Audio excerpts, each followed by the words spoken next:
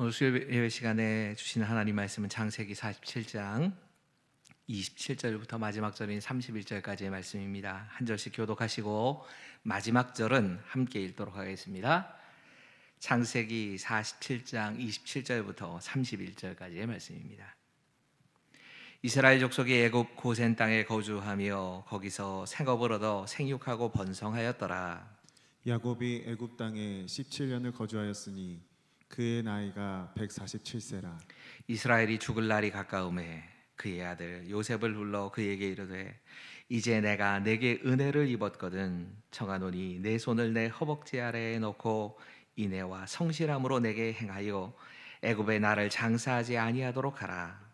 내가 조상들과 함께 눕거든 너는 나를 애굽에서 베어다가 조상의 묘지에 장사하라. 요셉이 이르되 내가 아버지의 말씀대로 행하리이다. 함께 읽겠습니다. 야곱이 또 이르되 내게 맹세하라 하매 그가 맹세하니 이스라엘이 침상머리에서 하나님께 경배하니라. 아멘. 오늘은 광고를 하나 먼저 드리고 말씀으로 들어가도록 하겠습니다. 이번 주일까지는, 지난 주일까지죠, 정확하게는 우리가 방역 당국이 요청하는 대로 고강도 거리두기를 그대로 실천하면서 예배를 진행을 했습니다. 다음 주 월요일서부터 우리가 예배를 생활 방역 지침에 따라서 조금은 바꾸려고 생각을 하고 있습니다. 예배는 주일날 예배는 1부부터 4부까지 지금처럼 7시 30분, 10시, 12시, 2시에 예배를 그대로 드리도록 하겠습니다. 가장 적게 모이는 예배는 마지막 예배인 2시 예배입니다. 그래서 혹시라도 노약자들은 이 2시 예배를 활용하시면 조금 접촉이 좀 적은 상태에서 예배를 드릴 수 있습니다. 2시의 예배로 예배를 이용해 주시면 좋을 것 같습니다. 다음 주 월요일부터 새벽 기도회 그리고 수요 기도회와 금요 기도회를 실시하려고 합니다. 그래도 생활 속 거리두기는 그대로 시행을 하려고 합니다. 들어오실 때에 이 손을 씻는다거나 혹은 아니면 마스크를 착용하고 예배를 드리는 것 그대로 하겠습니다. 여러분 꼭 그거 지켜주시고 예배당에 지금보다는 조금 더 그 인원이 들어올 수 있도록 간격을 조금 조정하겠습니다. 그래도 거리두기는 계속하면서 같이 예배를 드리려고 하니까 표시된 장소에 예배를 드리시면 감사하겠습니다. 선착순으로 그 입장을 하시고 아마 주일에 해당되는 예배일 텐데요. 제한된 숫자가 넘어가면 우리가 식당에도 예배를 드릴 수 있도록 준비를 해도 되니까 식당에서 예배를 드려주시고 영상 예배 병행합니다. 주일 오전 예배는 영상 예배를 병행하니까 몸에 컨디션이 이상하시거나 혹은 아니면 노약자들 같은 경우에 영상 예배를 이용하셔도 괜찮습니다. 네, 여러분 영상 예배도 병행한다는 거 기억하시고요. 가능하면 오시는 분들은 앞자리부터 앉아주십시오. 앞자리부터 채워 앉아주셔야 조금이라도 많은 분들이 들어오셔서 예배를 드릴 수 있으니까 앞자리 표시된 곳서부터 자리를 해주시면 되겠고요. 이 기간 동안 역시 감염의 위험이 큰 공동 식사나 또 차량 운행과 같은 것은 하지 않겠습니다. 그리고 교회 학교에 가 시작되는 것도 당분간 조금 더 좀 보수적인 그런 그 입장에서 가능하면 늦게 교회 학교를 열도록 하겠습니다. 그래서 영상 예배를 드리니까 영상 예배 활용하시면 되겠습니다. 수요일이나 금요일의 특송도 따로 하지 않겠습니다. 그래서 이전과 같은 예배로 전환이 된다 할지라도 가능하면 생활 속 방역이 이루어질 수 있도록 그렇게 협조해 주시길 부탁드리겠습니다. 기도하겠습니다. 말씀으로 우주 만물을 창조하시고 크신 권능으로 이 세상을 지금도 통치하시는 하나님, 우리의 마음과 정성을 다하여서 주님을 높이는 시간 될 수 있도록 이 시간 역사하여 주시옵소서. 진히 이곳에 오셔서 우리의 예배를 받아주시고 홀로 영광 받아주시옵소서. 코로나19 때문에 지치고 상한 많은 심령들에게 위로가 있게 하시고 하나님께 헌신할 사람들에게는 힘을 공급받는 시간 될 수 있도록 주님 역사하여 주시옵소서. 우리의 인생의 걸음을 인도해 주시는 우리 구주 예수 그리스도의 이름으로 감사하며 기도하옵나이다. 아멘. 한 아버지와 아들이 노을을 바라보고 있었다고 합니다. 노을이 지고 이 해가 점점 기울어져 가면서 그림자가 사라지는 모습을 보면서 아들이 아버지에게 이렇게 질문을 했답니다. 아빠, 해가 사라지니까 그림자의 모습도 자꾸 사라지고 있어요. 사람도 언젠가 죽으면 이처럼 사라지고 말겠죠? 아버지가 이렇게 대답을 했답니다. 그럼 죽음은 누구에게나 찾아오는 일이기 때문에 피할 수 없어. 하지만 해가 지고 그림자가 사라져도 다음 날 아침이 되면 해가 또 뜨고 그림자가 생기는 것 기억하지? 우리가 죽고 난 뒤에 천국에서 사라지지 않을 그림자가 다시 생긴단다. 하나님은 영원한 분이시기 때문에 그곳에서 우리는 그림자도 다시 사라질 염려하지 않아도 돼. 그러니까 우리가 그렇게 영원히 살게 된다는 얘기를 하는 겁니다. 그때 아들이 다시 한번 묻습니다. 그럼 이곳에서의 인생은 어떤 의미가 있어요? 대충 살아도 상관없는 거 아닌가요? 그러자 아버지는 답합니다. 노을이 지면서 그림자가 사라지기 직전에 가장 길어지는 거 너 봤지?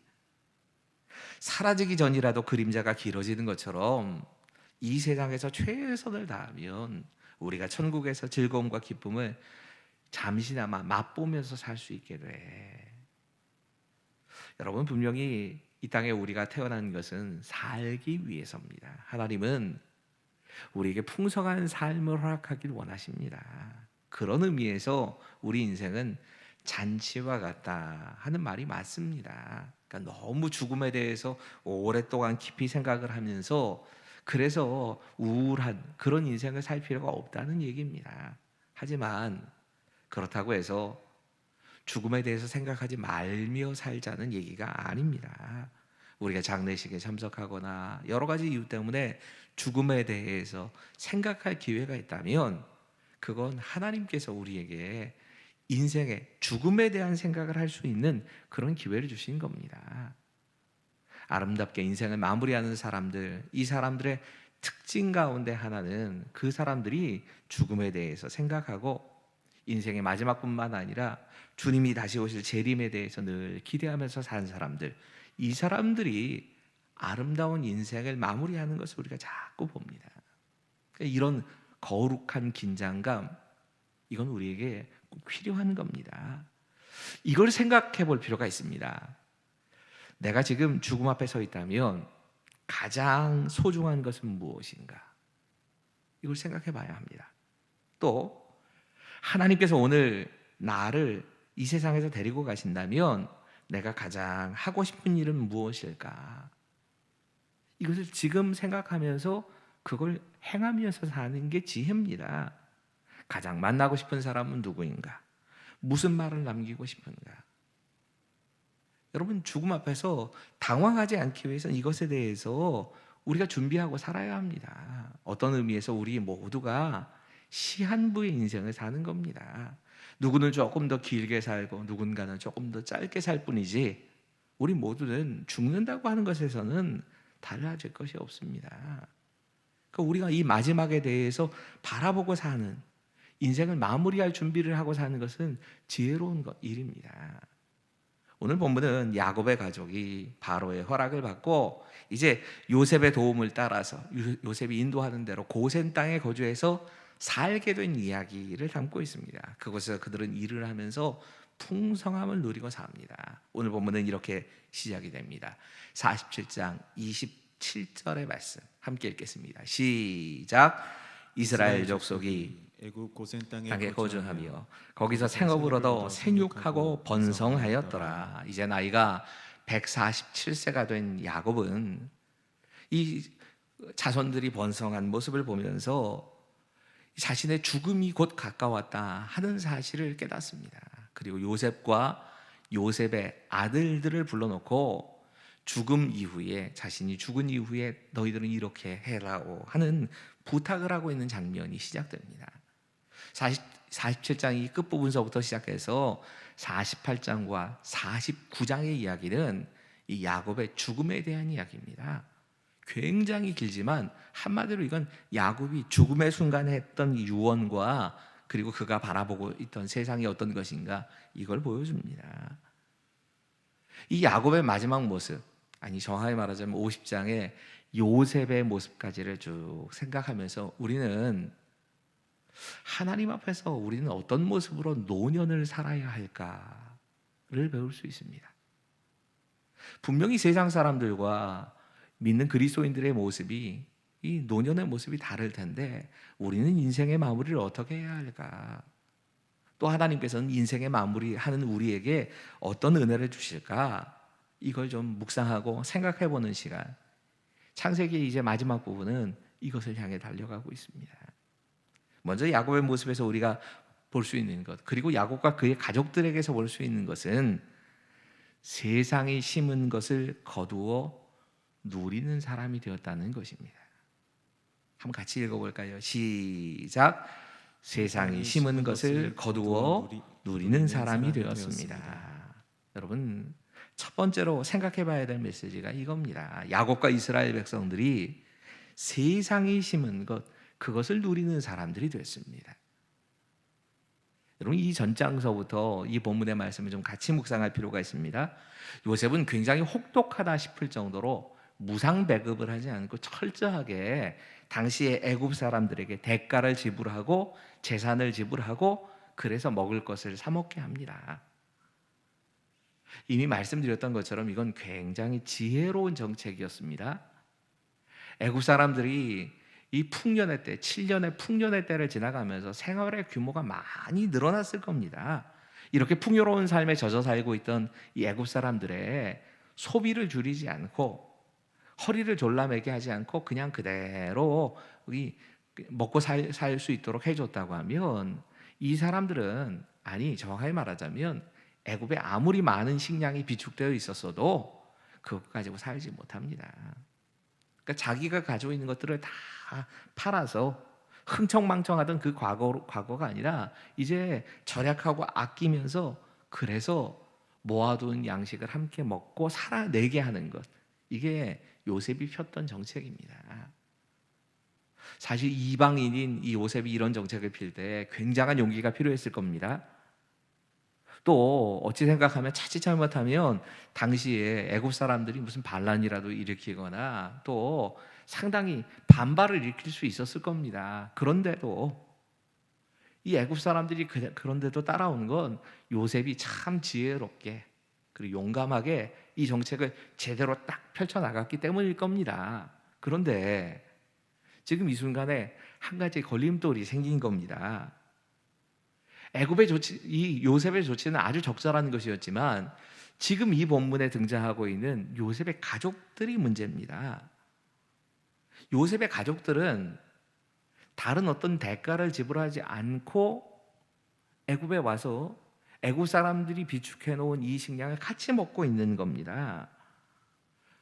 여러분, 애굽 사람들의 입장에서 생각한다면 자기들은 모든 대가를 다 지불하고 자기 나라임에도 불구하고 그래서 먹을 것을 겨우 얻어먹고 사는데 요셉의 형제들은 그냥 요셉의 형제라는 이유 때문에 다른 무슨 잘한 일이 없는데 무슨 대가를 지불한 것이 없는 것 같은데 요셉이 비축해 놓은 그 식량을 자기들과 함께 먹고 있는 겁니다.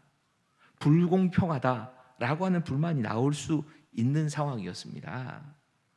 애국 사람들은 돈도 가축도 땅도 자신이 가지고 있는 몸까지 다 팔아야 했는데 요셉의 형제들은 그런 게 없었습니다. 그러면서 풍족하게 누린 겁니다. 여러분, 이게 어떤 의미에서는 하나님의 백성과 이방인의 차이라고도 이야기할 수는 있습니다. 여러분, 하나님의 자녀가 된 사람과 이 자녀가 된 사람이라고 해서 모든 걸 공짜로 누린다 이런 얘기 아닙니다.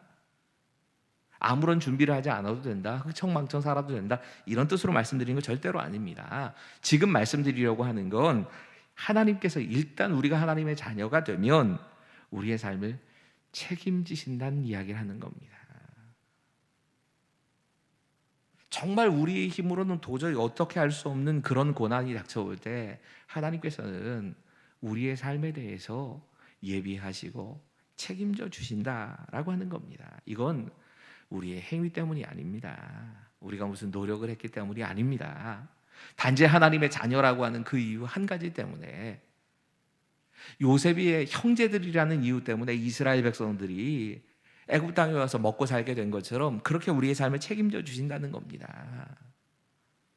또 한편으로 생각해 봐야 되는 건 이 말씀 좀 조금은 다른 각도에서 묵상해 봐야 할 부분은 세상 사람들이 부정부패를 통해서 어떤 다른 방법을 통해서 성공하는 모습을 보고 우리가 부러워할 때가 있습니다. 이걸 부러워할 필요가 없다는 겁니다.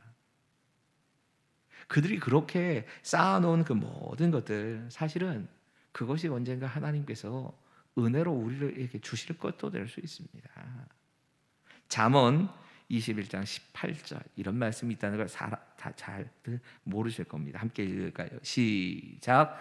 악인은 의인의 속전이 되고 사악하는 자는 정직한 자의 대신이 되느니라. 아멘. 악인은 의인의 속전이 되고, 의인이 진 빚이 있으면 그 의인이 진 빚에 대해서 대신 갚아주게 되고, 사악한 자는 정직한 자를 대신해서, 정직한 사람이 받게 되어질 어려움에 대해서 그 사람이 대신 받게 된다는 겁니다. 우리의 환난을 악인들이 대신 갚게 된다는 이야기를 한 겁니다. 여러분, 분명히 저 사람은 선한 것 같지도 않고 정직하지도 않고 잘못된 방법으로 부를 축적하고 있는 것 같은데, 여기 너무 부러워하지 마십시오. 속으로 이렇게 생각하면 됩니다. 잘한다. 내가 언젠가 먹고 살 것은 네가 쌓고 있구나. 이렇게 생각해도 된다는 얘기입니다. 여러분, 우리의 노년에 구할 수 있는 것이 이겁니다. 우리가 우리의 노년에 대해서 대비하지 않아도 된다는 얘기가 아니고요. 우린 준비해야 됩니다. 할 수 있는 최선의 준비를 다해야 합니다. 하지만 도저히 우리 힘으로도 어찌할 수 없는 그런 어려움들을 만날 때가 있습니다. 그때 하나님이 우리의 삶을 책임져 주십니다.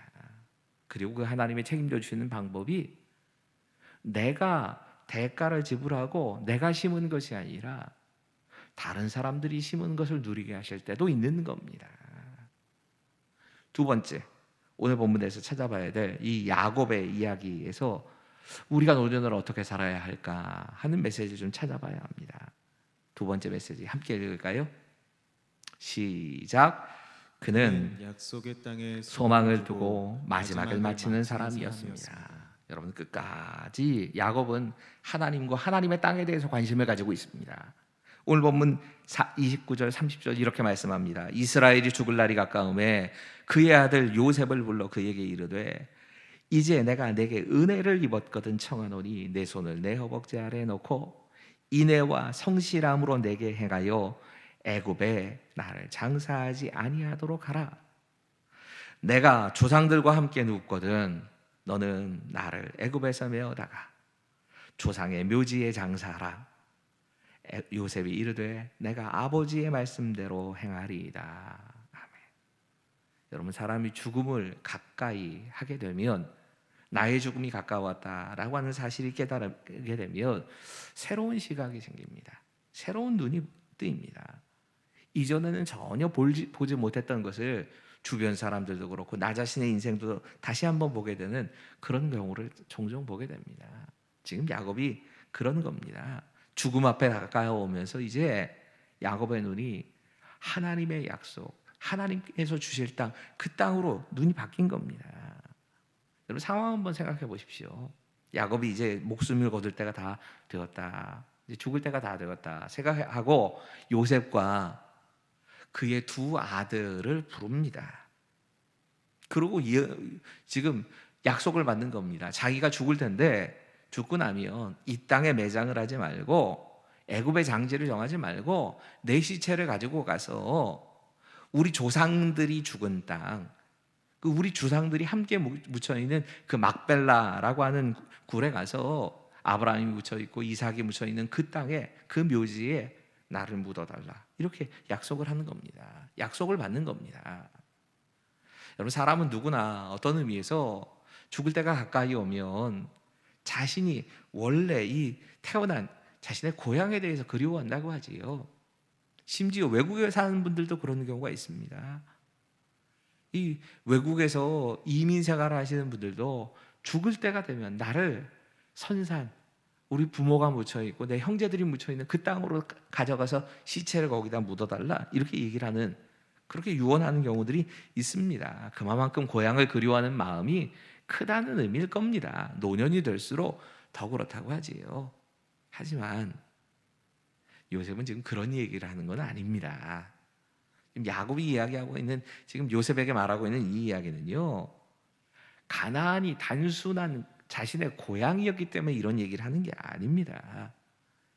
야곱은 지금 자신이 진짜 무엇을 바라보고 있는가, 이걸 보여주고 있는 겁니다. 여러분, 가나안이라고 하는 곳은 약속의 땅입니다. 하나님이 그 할아버지인 아브라함에게 약속하신 땅, 그것을 반드시 차지하게 하신다고 하신 그 땅, 우리 민족의 터전이 거기에 가 있어야 될 그 땅, 우리 후손들이 거기 머물게 될 그 땅, 그 땅에 관심을 가진 겁니다. 지금은 비록 흉년을 만나서 애굽으로 피난을 와 있지만 언젠가는 하나님께서 다시 돌아가게 하실 곳이 약속의 땅이기 때문에 지금 이곳에서 요셉을 통해서 아주 풍족하게 먹고 살았을 겁니다. 더 바랄 것이 없이 많은 것을 누리고 살았을 겁니다. 하지만 이 땅에 묻히는 것이 아니라 하나님이 약속하신 그 땅, 그 땅으로 우리는 돌아갈 것이고 내 시체도 거기다 묻어달라 이렇게 요구하는 겁니다. 생각해보면 이런 믿음을 가졌던 게 야곱뿐만은 아니지요. 요셉도 마찬가지입니다. 요셉이 죽음을 앞두고 유언합니다. 창세기 50장 25절 같이 읽지요. 시작. 요셉이 또 이스라엘 자손에게 맹세시켜 맹세시켜 이르기를 이르기를 하나님이 반드시 당신들을 돌보시리니 당신들은 여기서 내 해골을 메고 올라가겠다 하라 하였더라. 실제로 이스라엘 백성들이 이 요셉의 해골을 메고 출애굽을 하면서 해골을 가지고 가나안 땅에 가서 가나안 땅에 묻습니다. 출애굽의 지도자였던 모세가 출애굽을 하는 그 바쁜 와중에도 요셉의 해골을 챙기고요.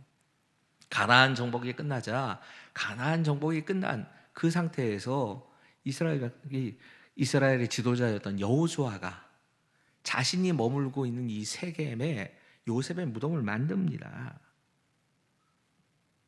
여러분, 그리스도인들은 이 땅이 전부라고 생각하지 않고 사는 사람입니다. 하나님께서 우리에게 주실 천국을 바라보면서 사는 사람들입니다. 애굽이 영원히 우리가 머물 수 있는 곳이 아닙니다. 하나님의 백성들이 살아가야 될 곳, 영원히 머물러야 하는 곳은 하나님뿐만입니다. 너무 이 세상 것에 마음 빼앗기지 말라는 얘기입니다. 이 세상의 것들이, 이 세상에서 잘 먹고 잘 살고 성공하는 것이 인생의 목표가 돼서는 안 됩니다. 이것이 전부가 아닙니다. 우리가 바라보고 사모해야 될 것은 하나님 나라입니다. 야곱의 눈은 이제 약속의 땅에 고정이 되어서 죽음을 앞두고 노년에 그의 삶은 하나님 나라 바라보고 간 겁니다. 데릭 키드너라고 하는 성경학자가 이 부분을, 이 구절에 대해서 강해하면서 이렇게 글을 씁니다.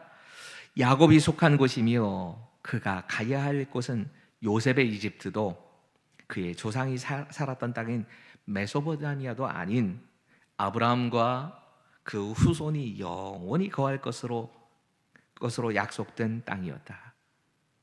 여러분, 우리의 소망이 어디에 있습니까?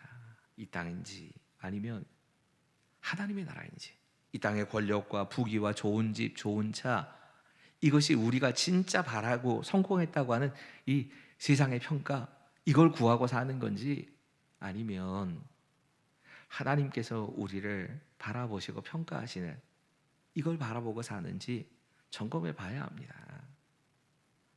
비록 좀 나이가 젊은 분들은요, 이런 말씀을 들으면 이건 나하고는 별로 상관없는 이야기 이렇게 쉽게 생각을 합니다. 그런데 여러분, 오는 건 순서가 있는지 모르지만 하나님이 부르셔서 가는 건 순서 없습니다.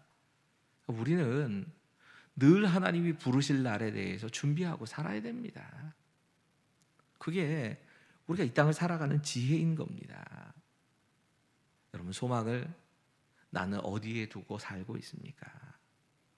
하나님 나라입니까? 나는 누구의 눈을 의식하며 살고 있습니까? 세상입니까? 아니면 하나님입니까? 오늘 본문에서 야곱을 통해서 우리가 배워야 할 마지막 메시지는, 마지막 우리가 가져야 될 노년의 모습은 이런 것입니다. 같이 읽지요. 시작. 죽음의 침상에서도 우리는 하나님을 경배해야 합니다. 여러분, 야곱의 모습에서 우리가 또 한 가지 보게 되는 것이 바로 이 야곱이 죽는 바로 그 순간에도 하나님께 예배하고 있다는 겁니다. 오늘 본문 31절 이렇게 말씀합니다.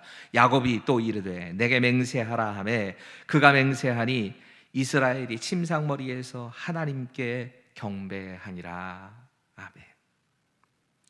독일의 신학자였고 목사인 예수님을 가장 잘 따르는 예수님의 참 증인이라고 평가되는 디트리히 본 회퍼라고 하는 목사님이 계시지요.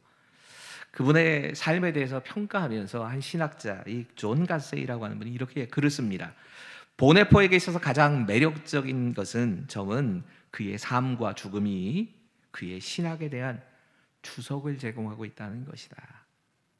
보네포가 정말 매력적으로 우리가 볼 수 있는 건 그가 살아가는 모습, 그가 죽은 그 모습이 자기가 무엇을 믿고 있는지 자기 신학에 대해서 그냥 그대로 잘 드러내주는, 입으로만 설교하는 것이 아니라 자신의 삶으로 설교를 하는 사람이었다는 겁니다.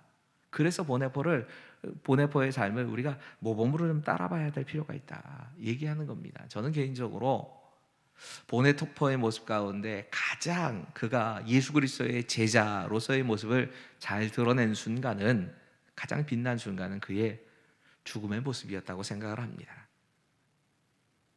그의 죽음은 히틀러의 암살에 가담했다라고 하는 그런 평가를 받아서 그래서 사형을 당하게 됩니다. 이 죽음의 수용소에 같이 갇혀 있던 죄수들 가운데 한 사람이 이 보네포의 마지막에 대해서 기록을 남기고 있습니다.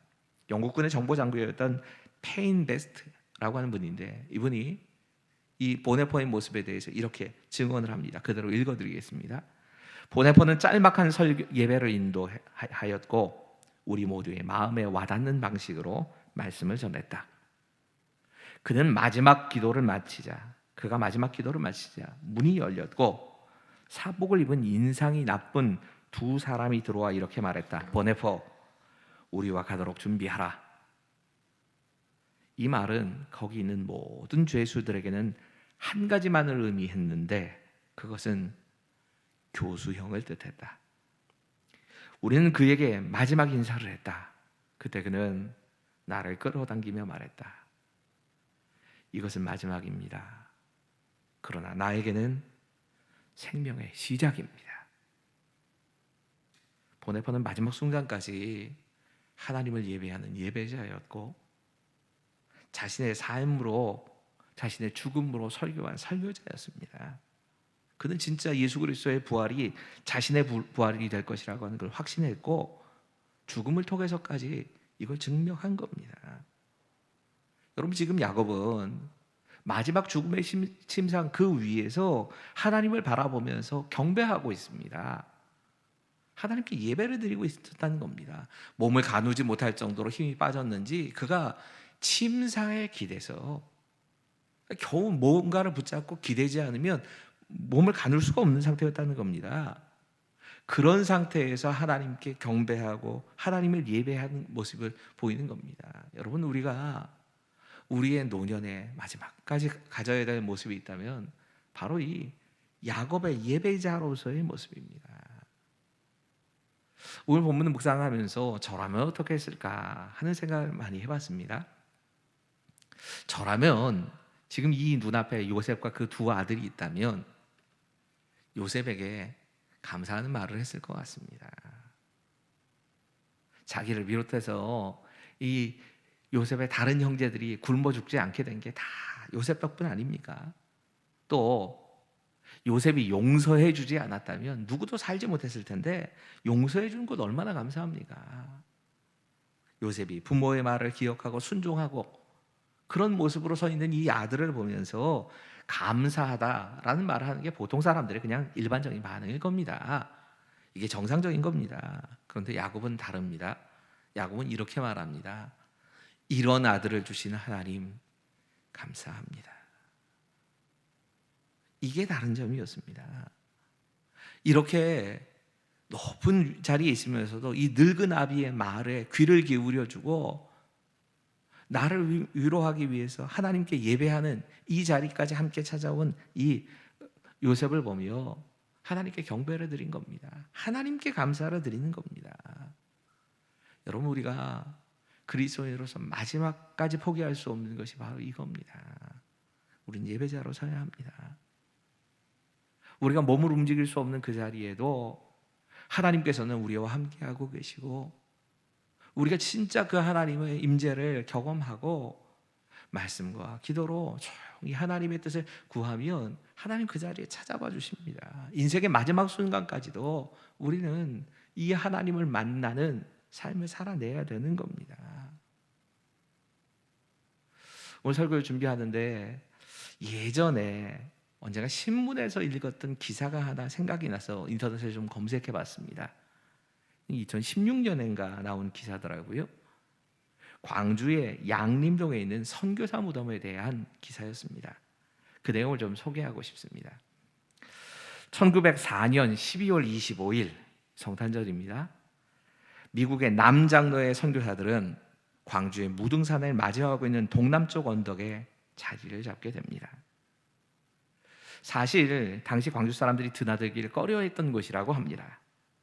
어린아이를 풍장하던 무덤 자리였다고 합니다. 풍장은 시신을 나무 위에 매달아 두는 장례입니다. 우리나라 이 기사를 보니까 신라 시대부터 박혁거세의 장례가 풍장으로 치러졌다고 하는 기사가 있더랍니다. 나라를 다스린 지 61년이 되던 해에 왕이 하늘로 올라갔다. 7일 후에 유체가 땅에 떨어져 흩어졌다. 왕후도 세상을 떠났다. 나라 사람들이 합장하려고 했지만 큰 뱀이 나타나 쫓아다니며 방해했다. 5개로 분리된 몸을 각각 장사진해서 5 무덤이라 했다. 또한 뱀 무덤이라고도 한다. 그래서 시신을 나무에 걸었다는 기사가 또 같이 나옵니다. 살이 썩고 땅에 떨어지고 났더니 그 위에 있던 그 시신들이 5조각이 났다는 겁니다. 그래서 뼈를 분리해서 매장을 따로 했다는 역사학자들은 그렇게 해석을 합니다. 원래 박혁거세는 신라 사람은 아닙니다. 대부분 이 박혁거세에 대해서 청동기 문명을 가지고 온 북방의 사람이라고 생각을 합니다. 그래서 이 역사학자들의 추측에 의하면 북방에서 흔히 하던 풍장, 북방에서 이 나무에 시신을 걸어놓는 이 풍장을 남쪽에 전한 것이다라고 그렇게 생각을 한답니다. 근데 사실 우리 조상들이 풍장을 권장했던 건 절대로 아닙니다. 풍장은 주로 수명을 다 하지 못하고 세상을 떠났다 생각되는 어린아이들, 이 어린아이들을 나무에다 걸어놓고 애도하는 그런 장례였답니다. 비정상적으로 죽은 경우에 이렇게 풍장을 한 겁니다. 그리고 나무에서 그 시신이 떨어지거나 그러고 나면 그 풍장한 시체를 모아다가 다시 한번 장례를 치르는, 그래서 재장이라고 그러지요. 2번의 장례를 치르는, 그렇게 나름대로 애도하는 겁니다. 근데 남장로교회 선교사들이 성탄절에 광주 선교부를 바로 이 풍장을 지내던 장소에다가 지어 놓은 겁니다. 그리고 이 광주 선교부가 양림교회, 또 제중원, 현재의 이 광주 기독병원입니다. 숭일학원, 그리고 수피아 여학교, 굉장히 유명한 학교지요. 그리고 오웬 기념각으로 소위 말하는 근대를 지었다라고 기사는 평가를 합니다. 서양의 교회와 근대식 건물과 근대식의 교육기관과 근대식의 공연장, 이런 것들을 죽음의 자리, 풍장이 이루어지던 그 자리에다가 짓게 된 겁니다. 죽은 자들이 저 세상으로 가는 그런 길목에 우리 민족의 근대 사회를 열어가는 길목으로 바꿔버린 겁니다. 그리고 나서 이 무덤 자리가 있던 자리를 이렇게 다 바꾸고 나서 그들은 자신들의 무덤을 언덕 위에다 짓습니다. 새로운 무덤 자리를 만든 겁니다.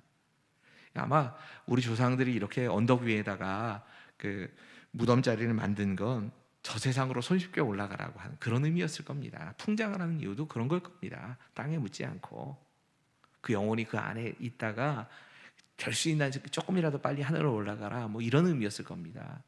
근데 이 기사가 선교사들이 왜 더 높은 언덕에다가 자신들의 무덤을 지었을까 이야기하면서 이렇게 글을 맺는 걸 봤습니다.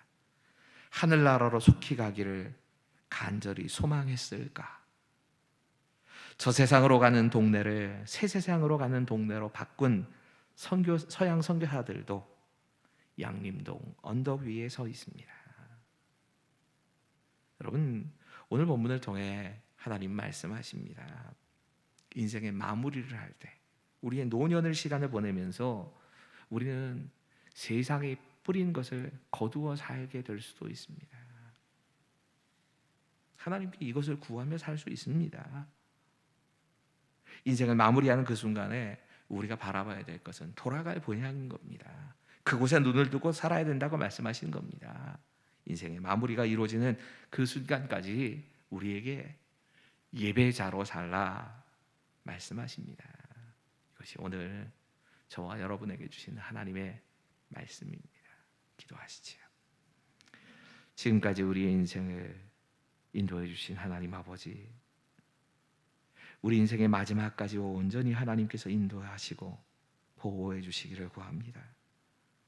하나님의 자녀이기에 우리가 뿌린 것 이상의 것을 거두게 하시는 그 하나님의 놀라운 은혜를 우리가 구합니다. 최선을 다해서 우리의 미래를 준비하겠습니다. 하지만 우리의 힘만으로는 도무지 앞을 바르게 개척할 수 없는 연약한 자들임을 또한 고백하오니, 주님, 우리가 어찌해야 할지 모르는 그 순간에 하나님께서 예비하신 것으로 우리의 삶을 채워주시옵소서. 우리의 인생이 마무리하는 그 순간까지 나그네의 길인 이 땅을 바라보는 것이 아니라 돌아가야 할 본향을 바라보며 사는 우리 모두가 될 수 있게 해 주님 도와주시옵소서. 그 어떤 것보다 우리가 죽는 그 순간까지 하나님 앞에 예배자로 설 수 있도록 우리를 인도해 주실 것을 믿으며 이 모든 말씀 우리 구주 예수님의 이름으로 감사하며 기도하옵나이다. 아멘.